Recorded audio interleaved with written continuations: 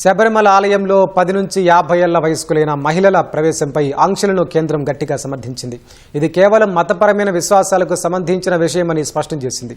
వివిధ మతపరమైన ప్రదేశాల్లో మహిళల పట్ల వివక్షకు సంబంధించిన పిటిషన్లపై ప్రధాన న్యాయమూర్తి జస్టిస్ సూర్యకాంత్ నేతృత్వంలోని 9 మంది న్యాయమూర్తుల రాజ్యాంగ ధర్మాసనం ఇవాళ విచారణ చేపట్టింది.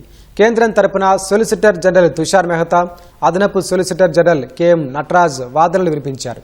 దేశంలో పలు ఆలయాల్లో పురుషులకు సైతం అనుమతి లేదని తుషార్ మెహతా తెలిపారు. అందుకు సంబంధించిన వివరాలను లిఖితపూర్వకంగా రాజ్యాంగ ధర్మాసనానికి సమర్పించారు. శతాబ్దాలుగా వస్తున్న ఆచారం ప్రకారమే కేరళలోని కొట్టంకు లంగర శ్రీదేవి ఆలయంలో చమయవిలక్కు ఉత్సవంలో పురుషులు మహిళల్లా చీరగట్టుకుని వెళ్తారని తెలిపారు. ఈ అలంకరణలో ఇంట్లోని మహిళలే వారికి సహాయం చేస్తారని పేర్కొన్నారు.